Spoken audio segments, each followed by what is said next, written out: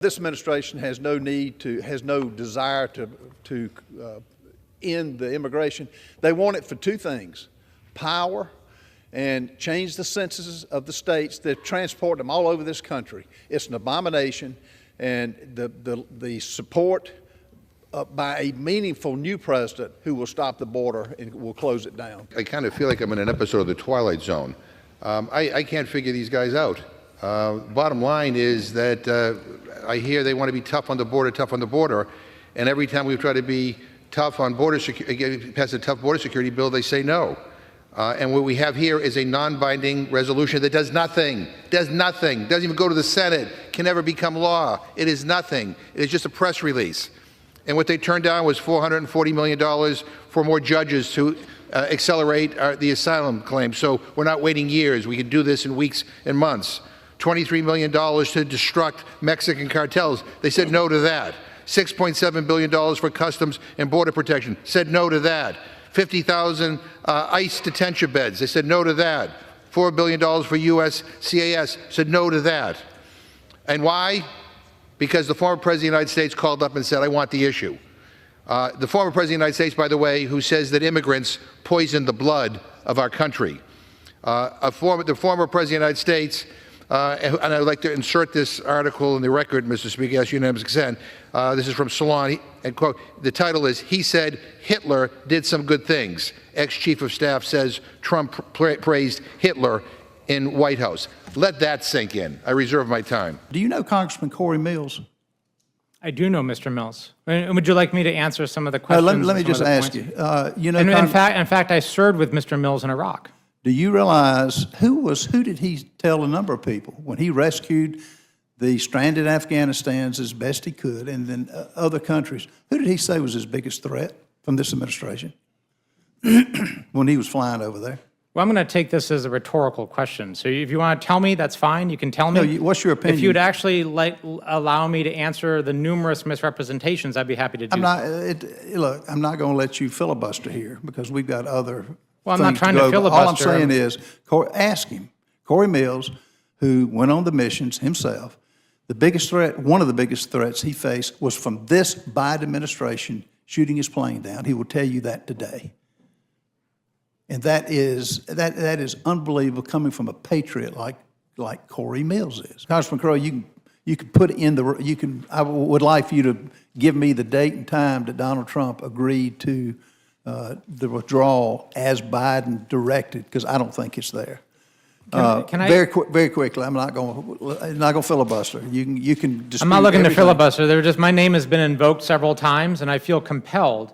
In fact, I think this committee has an obligation to allow me to respond to the things that have been said. Up to a point. Mm-hmm. Just can I have some time to respond? No, I'm not going to. Okay. Can I, they say this was a success. Really? Yeah. Really? Mr. Crow, we heard several statements that didn't seem to comport with what happened on the ground. It seems to me like Trump negotiated a pretty bad agreement, and then they want to forget about that. And the idea that Trump left it all stable. Why don't you respond to some of the issues that you just heard? Well, thank you, Ms. Ledger-Fernandez. First of all, I mean, this proceeding is another example. They literally don't want to talk about the issue, and they don't want to hear from people who have facts that would run contrary, right? They cherry-picked facts from their purported investigation. They make claims in this hearing and then don't allow me to respond to them. They are doing it through the Rules Committee instead of having a hearing that we could hold tomorrow, because we actually have a scheduled hearing tomorrow. We could have this debate. So they just don't want the truth, and that's pretty clear. The priorities of this administration are to make America weak. The priorities of this administration is to promote, instead of our military to keep us safe, to promote priorities such as transgender surgeries, climate dollars that go to their friends and their allies on their side of the aisle. Invasion at the border. We've got out-of-control crime. We have out-of-control gas prices. from eggs to construction lumber to everything else in this country. No reductions at all. You talk about dangerous. Alabama has a murder rate 3 times New York City. Texas is 50% higher.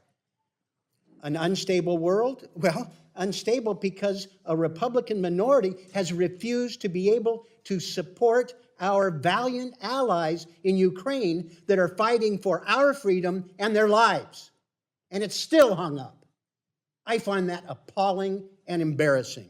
And you should too. Dreaming up non-existing facts, denying reality, and catering to the most extreme members of your congressional folks isn't helping us.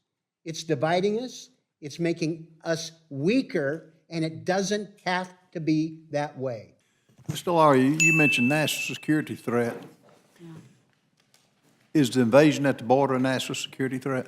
I'm talking about what's here in this bill in terms of defense funding and commenting on the letter. I don't know if you've received a copy of Secretary Austin's letter, where he outlines very, very clearly what the downside is if we, to the military and to our national security. No, is our national security under attack by the invasion at the border, yes or no? Well, I don't know. I don't understand what your question is in relation to. Are you talking about? You said this was a national security threat if we didn't pass. CR. Let me just, I'll let you finish. Look, can I just ask the question? Sure, go ahead. You, Go right ahead. I just caught the tail end of you saying this, not funding The Defense Department. Defense Department through, I guess you're wanting through the end of this year. Yeah. Was a national security threat. Is the invasion at the border a national security threat? I don't understand what that has to do with the continuing Oh, really? resolution. Yeah. What does it have to do with the continuing resolution? Your continuing resolution. This is a one corner, the Republican House majority. The Senate hasn't participated The national in this. security threat has everything to do with the funding. The national security threat, that invasion at the border that your administration has saddled us with is a threat to this whole system of government. And let me just tell you this. Well, go ahead. The fact that we are putting the SAVE Act with this to verify whether you're a citizen or not, I think has a lot to do with the integrity of this country and our voting system. Well, I would just say to you that if you're very, very concerned about the border security issue, then you would have been able to pass the bipartisan bill that came out of the United States Senate. That's not true. That's not true. The Border Patrol. You were Border 15. It was Security- 15,000 per day. That was a farce, just to get. And you know I'm that. focused on this continuing resolution. I get that. And the lack of, where the Defense Department has told us that the shortfall and the inconsistency for them over the next 6 months have real problems in terms of our national security. The inconsistency of particularly Lloyd Austin. He is a national security threat by what he's allowed to happen to this country. He hadn't spoken one word up on the invasion that's happened at the border.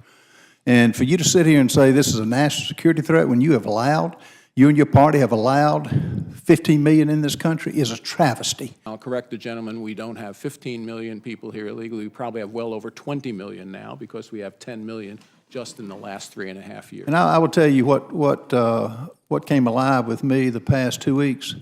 You realize there are over 320,000 children, unaccompanied minors, that are into God knows what. Put it into football perspectives. Each state football stadium holds around 85,000. That's 4 stadiums of children in this country, Mr. DeLauro, of your administration, letting in this country without a parent, without knowing the language, to fend for themselves. That is a travesty. I yield back. If I might, you yes, asked, ma'am. You Well, asked a question. I've yielded back, I'll but- ask the chair. Yeah, I apologize. Because there's one piece in this. This is on unmanned aircraft systems and the authority for that. Allowing the authorities, this is coming from, allowing authorities to lapse would weaken the nation's overall security posture, leaving critical infrastructure public spaces more exposed to drone-related threats. Additionally, it would provide transnational criminal organizations with more opportunities to use drones to evade detection and carry out illegal activities across borders. What's your point? The point is that there are systems that are not going to be able to be utilized that could potentially address what you are talking about in terms They of utilized the illegal- balloon from China. They utilized that, didn't they? The balloon Sir, from I China that respond- was utilized. I was responding to your issue of dealing with the border. This is If you- something that would deal with it, If you and would, it is if you wanted to eliminated. deal with the border, you would have done it 4.5 years ago. You Don't didn't do talk to it. me about dealing with You the wanted border. to let the 15 million in to keep power. It's not going to work this time. You know, my friend, I have acknowledged a border crisis. We've had opportunities to deal with it. We had opportunities. I've been here for a while. I can remember when Senator McCain and others Today. came together. Today. They came together to put forward a immigration reform, and it was the House at the time, House Republicans, who rejected it in the same way that House Republicans have rejected it in this past year when former President Trump said to folks in the majority, don't do it, don't give Biden a win. If you're really serious about All it, right. you would have If taken on that Biden bill. wanted, if Thank Biden you. wanted to win, he would have Thank you. finished the wall and stopped Thank it. you. He's the Well- one that opened it up, and you know it, and children Go are on. suffering. All right, Yes, all right. you made them Let's suffer take a when you breath. separated them from their families. I am going to, I'm going to recognize Mr. Roy. My amendment is pretty simple. It prohibits funding for the purchase of electric vehicles. We have a member here in Congress who owns a dealership who is burying his electric vehicle, which doesn't work, as a testament to how useless these vehicles are. DHS is proud to become the first federal agency to debut the electric vehicles for law enforcement. How does an electric vehicle help a law enforcement officer do his or her job better? How does an electric vehicle protect our nation? DHS's website says it is implementing a new approach to meet climate crisis, whatever that is, which includes reducing greenhouse gas emissions. Mr. Speaker, this is a joke. First, we should all support sensible steps to reduce the government's greenhouse gas emissions. Electric vehicles have the potential to significantly improve federal fleet efficiency and reduce vehicle operation and maintenance costs. Prohibiting the department from buying one type of cutting-edge technology just because some of my colleagues want to score political points and continue to deny the existence of climate change is shameful and impractical. Transitioning our federal fleet to electric vehicles where possible is not part of some woke agenda. It's a matter of practicality, risk mitigation, efficiency, and safety. I support these efforts, and I believe the American people support the cost savings, cleaner air, new jobs, and healthy environmental future that will come with working to achieve our climate goals. This amendment is just another partisan policy rider that gets us no closer to a final enacted bill for the department before the close of the fiscal year. We are totally different. And some of the things that, as you said in rules yesterday, Mr. McGovern, the last 4 years under the Biden, Zara Harris administration have wrecked this country. You mentioned yesterday, and I brought this up in rules, empathy for children. Where's the empathy for the 300,000 that this administration is letting in this country unaccompanied? God knows what's happening to them, of the 15 million that are coming in here. How is that working for America? How is it working for America when you're taking the side of the criminal and putting handcuffs on the policeman, on your defund police activity? How is your actions of this administration on tax cuts, tax? You want the federal government to tell these people where to spend their money. We're not having it. The reason the amendments aren't made in order, they're dumb. Some of them are good, but most of them are dumb. And they're anti-freedom. Again, I'll reiterate what the gentleman from South Carolina just said. We have different viewpoints and different values. I'm sorry that he feels he lives in a wrecked country. I don't believe that. I think the United States of America is the greatest country on this planet. and I'm proud to serve in Congress to try to help the people of this country. I would never refer to this country as a wrecked country. And again, the gentleman who just spoke, I thought when he was appointed to the Rules Committee, he was appointed to make sure that we had a more open process. And I regret to inform the gentleman that 106 closed rules slipped by him this Congress. I appreciate him standing in the breach. And by the way, when he refers to all the amendments that were rejected as being dumb, 50% of them were of Republican amendments. Yeah, were denied. I think 27 of your amendments were denied. I wouldn't classify them as dumb, even though I may disagree with the intent. Mr. Speaker, I rise in support of my amendment that prohibits funds for TSA's, quote, Inclusion Action Committee. In August of 2020, TSA announced the Inclusion Action Committee, which it describes as a coalition of diverse leaders focused on measuring the current state of diversity and inclusion at the TSA. The committee was instrumental in creating a gender-neutral option for the TSA PreCheck to serve non-binary and gender non-conforming passengers and allow applicants to select their gender based on the self-attestation, regardless of the sex assigned at birth. This is flat out insanity. Where else does this work in our society? Can I go to a bank and say I'm Bill Gates and I need a $10 million loan? Can I go to any NFL team and say I'm a star football player and get automatically on the team? It's insanity. How does letting a confused man check a box calling himself a woman make our country any safer? Is this really what we should be focusing on? The committee also came out with a report of best practices to support an inclusion, diverse environment. Where's the report of the best practices to secure our border, which has been open for the last 3.5 years? The Department of Homeland Security has utilized over 50 airports to process more than 400,000 inadmissible aliens through this administration's unlawful Cuban, Haitian, Nicaraguan, and Venezuela mass patrol programs, as well as any other country. I reserve the balance of my time. The gentleman reserves. What purpose does the gentlewoman from Illinois seek recognition? I claim time in opposition. The gentlewoman is recognized for 5 minutes. Thank you, Mr. Chairman. There is probably no agency in the department that interacts with everyday Americans, our constituents, more than the Transportation Security Administration. TSA's interaction with the traveling public is one that should reinforce TSA's commitment to the safety and security of the traveler and their experience with TSA. That is not just limited to screening baggage. It means respecting all travelers, including travelers from diverse racial and ethnic backgrounds and the LGBTQIA+ community. TSA's recognition of inclusivity should be celebrated, not handicapped. Whether this majority wants to accept it or not, we are a diverse nation. That's what makes us great. This amendment is simply another pointless culture war and waste of our time. I oppose the amendment and I urge my colleagues to vote no, and I yield back.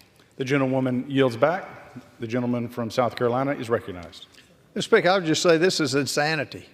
For those listening in the balcony, I'm sure if they flew here, they had to present a valid ID and a valid verification, a valid ticket before they got on the airplane. Now with illegals, no photo ID, no verification or information, just a piece of paper provided by the illegal immigrant. This is a blatant mockery of the United States law. Instead of securing our transportation system, TSA is more worried about diversity and feelings. And as a side note, can I go up to the TSA agent and claim to be a pilot and get into pilot seat? No, I can't. It's insanity to even say that. The question is on the amendment offered by the gentleman from South Carolina. Those in favor say aye. Those opposed say no. In the opinion of the chair, the ayes have it.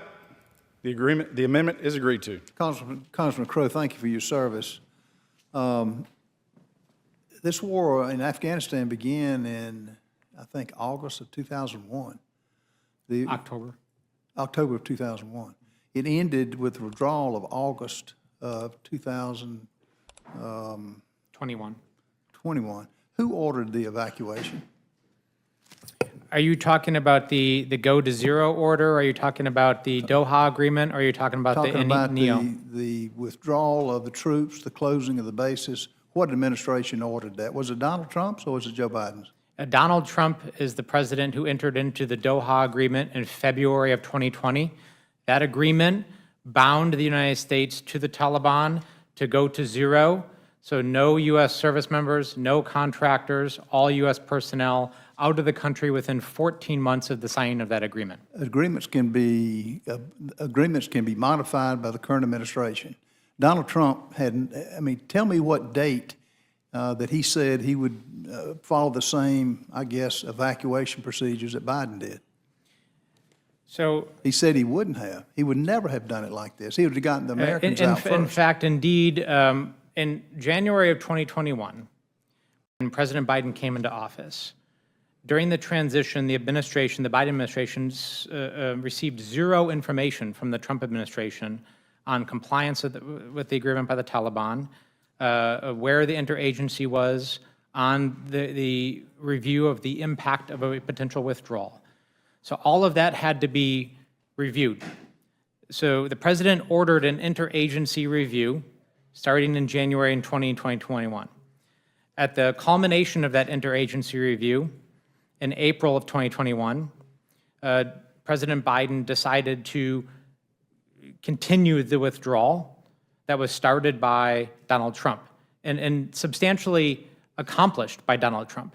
So when he came into office, it was the lowest number of troops since 2001 in Afghanistan because Donald Trump had started that withdrawal already. But Donald Trump never made the statement he would do the withdrawal like Joe Biden did. He never has said that. Yeah, that is true because Donald Trump actually said he would do it faster and would have accomplished it in 2020. In fact, in 2020, fall of 2020, he would have done hold on, Congressman. He would have done it. He would have withdrawn every American there, and the troops would be the last one defending it. And it's really not. I mean, you bring him into this, it makes no difference. The 20-some years that we've been in this war, there was one evacuation. Americans died. They were left there. Who made the call to leave $7 billion worth of? That's false, actually, that number, and I will get to that. Okay, I'll explain why that's false. But first of all, let me ask you this: was there any supplies left? You can dispute the number, but was there any supplies left, and was there $54 million in currency left? I would be happy to address that, but I'm going to first address your question about the withdrawal. In fact, it was Donald Trump who said unequivocally that he wanted to bring all the troops home by Christmas 2020. He did not say. And then his commander. Let me finish, sir. And then his commander said, "No, that's not going to work. That would be a disaster." Right. So then they extended it, and then the Biden administration came in. And Joe Biden extended it even further because under the Doha agreement, under the agreement that Donald Trump negotiated, all troops were going to have to be out by spring of 2020. But the military commander said that was not plausible and not good to do because we all know that in military terms, retrograde operations, that's the military term for a withdrawal, are the riskiest, most complicated, and difficult things to do. So he listened to his commanders. They renegotiated with the Taliban to withdraw by August 2021, which is what they did. He telegraphed what he was going to do, and he left American troops who died. That's the bottom line. That is not true. And he left, okay, well then I guess the resolution that Chairman McCall's doing is for people who lived. I mean, for you to make that kind of statement really is amazing. They negotiated I'm reclaiming my time. and extended. I'm reclaiming my time. Mm-hmm. This administration was the administration that made the call to leave Americans there. This administration was the one that made the call to leave whatever amount of artillery, guns, SUVs in Afghanistan. Sir, do you know where that $7 billion number comes from? Okay, I'm going to finish I'm not going to tie this committee up. You can debate, it's been reported. I mean, you can have a different opinion. You can't have different facts. I can tell you that number. And so Gentleman the fact is, from South Carolina controls the time. The fact is that this administration bears responsibility for the deaths. Just like it's interesting, you said the Taliban, you made some comment about them being at war with America. they would have gone to war with America. Where the 15 million that are coming across here illegally, are they vetted to make sure there's no Taliban or terrorists? No. So this administration has blood on its hands.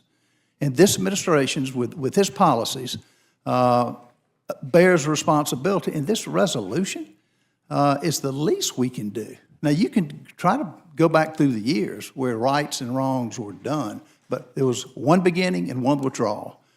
And it does a disservice to these dead Americans. This administration has been a boondoggle, not just in this. American lives are endangered, just like the invasion at the border, that all kind of rhetoric is trying to say that Trump caused that. He did not. It's just not true. Donald Trump is not true that he said he would do the exact evacuation that Joe Biden did. He said he'd get the Americans out first, and they would be protected. So it's amazing we're having to even debate this resolution. Would you like me to address any of the questions or any of the issues you raised? You know, it's just rhetoric. Not really, because... Okay, well, I'd be happy to correct the record and explain to you the misrepresentations in this that you're going to vote for. I'm not, it's no consequence. A couple of things that I think are really important, and there's more than we have time to dispel. But a couple of things. I did not co-chair the investigation. I was the ranking member of the Oversight and Accountability Subcommittee on the Foreign Affairs Committee. This is the subcommittee that the majority established to conduct the bulk of the investigation, or their purported investigation into Afghanistan. And as the ranking member of that subcommittee, I never saw a draft report. In fact, I didn't see the report until it was publicly released. I had no say in their report, nor did they ever at any time engage with any of the minority staff or members in putting the report together. So that's just one illustration of many as to how this is a partisan hit job and not an effort to try to get to the truth. And that's the fact. And no, Afghanistan was not stable in January 2021. Not only were there the lowest number of U.S. troops since 2001, but the Taliban had been advancing and taking territory since 2013. In fact, the U.S. military commander, General Scott Miller, in charge of all U.S. troops for the years leading up to 21 and during, testified that it was, quote, a slow bleed, end quote. We were losing. And Joe Biden had only two options left. Donald Trump gave him only two options because he didn't have enough troops on the ground. And all the military commanders said very clearly that if he had broken the Trump agreement with the Taliban, an agreement, by the way, that Donald Trump negotiated without the Afghan government, that gave no talk or no allocation for human rights or the rights of women, doesn't speak about that at all in the agreement, and actually says that the Afghan government had to release 5,000 Taliban prisoners. That's what Trump agreed to, that further destabilized the situation on the ground. That's what Joe Biden was facing. Either go back to war with the Taliban and surge troops in, however many, 10,000, 15,000, 20,000. Let me just ask a question. So Trump negotiated agreement that called for the release of the Taliban prisoners. Correct. And when were they released? They were released, they started to be released in 2020. Right, so they were released under Trump. Correct. So Trump negotiated an agreement that releases all of these Taliban prisoners Correct. into society. Trump negotiates, from what you're telling me, Trump negotiates an agreement that brings down the troops to a slow bleed to very dangerous levels for the rest of the American troops. Is that what I'm understanding? That's right. Okay, so those are the facts of what was happening during Trump. It was not stable, is what you've now described. Donald Trump's agreement agreed to the closure of bases, the reduction of troops and contractors, the release of Taliban prisoners, gave no accommodation whatsoever or requirement for human rights or the protection of women and girls, and completely excluded the Afghan government from those negotiations. And does this resolution make reference to any of Trump's excellent negotiating skills in terms of, that sounds like a pretty lousy negotiating deal for America. It simply references the agreement, but it talks about none of the components we just talked Right. about. So, and are there any other elements that you want to correct with regards to the exchange that has taken place? Yeah, one other thing, one of your colleagues mentioned something about $7 billion of weapons and equipment that were left behind.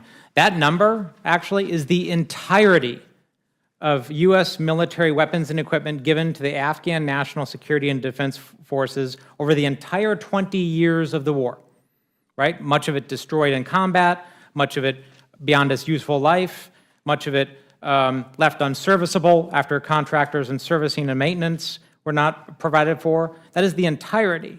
So to take that number and to say that what was left in the hands of the Taliban is just completely misleading. Thank you, Mr. Chairman. This is an incredibly important issue in the bill this year. We have several amendments that go after diversity, equity, and inclusion in the military, and it could not be more misguided. We need a diverse military. We need to recruit from all across the country, regardless of race, creed, color, religion, gender. We need to make sure that we're taking advantage of the talent of all in America. And sadly, we haven't really historically done that. We still have a major challenge. Just to give one example, when you look at the promotions within the military, the statistics have come out, and this is from 2023, not 20 years ago. Every single ethnicity, gender, is promoted at a lower rate than white men. Now, is it the case that white men are just naturally better at this than anybody else? Absolutely not. So why? Why do we have this disproportionate level of promotion? I don't know for sure, okay? But I think it is worth it to have somebody at the Pentagon trying to answer that question.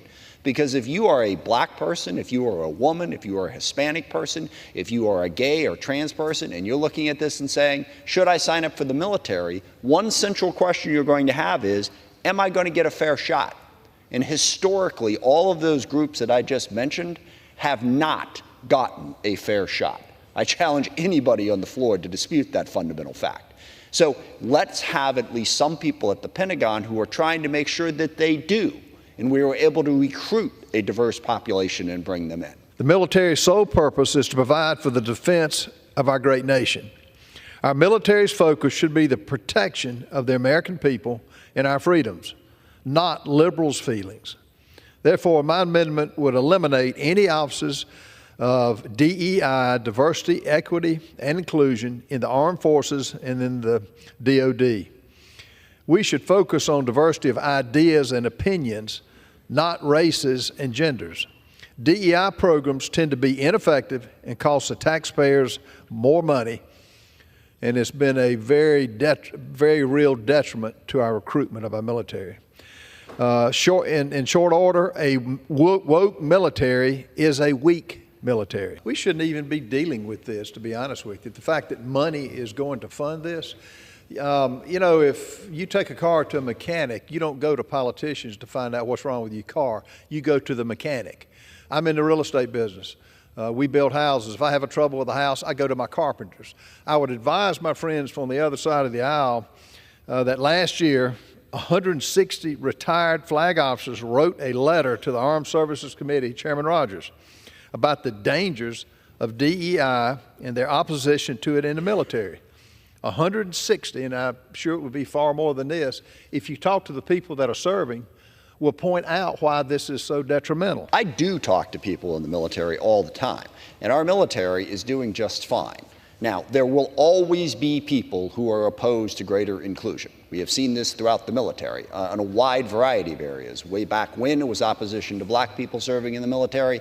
Then there was a lot of opposition to gay people serving in the military. And every single time, you had some people in the military saying, this is going to destroy us. Unit cohesion will fall apart. We can't possibly treat people fairly and function. And they've all been proven wrong every single time. The people I talk to in the military say things are going just fine. That they are, in fact, being more inclusive, and the military is as strong as it has ever been. It is completely wrong for a right-wing political agenda to denigrate our military to try to make the point that there's some kind of excessive wokeism going on. That is not what the overwhelming majority of people in the military are telling me and others. What they are saying is that inclusion does matter. People need to be treated fairly. And the idea that if the military goes like this and says, we don't see color, we don't see gender, we don't see any of this, that it'll all just go away and everything will be fine, is absurd. Reasonable diversity, equity, and inclusion works. That's what the military is doing. Please let them continue to do it. I'll just add that I think if you took a real diverse group and got opinions on the military, if it were doing so well, why are they 30% down in recruitment? Why are people not coming into it? Less than a month after the appointment by President Biden, the Secretary of Defense, Lloyd Austin, he directed commanding officers and supervisors at all levels to schedule a day to discuss extremism. What do you think our foreign adversaries are doing at this? They're laughing their heads off.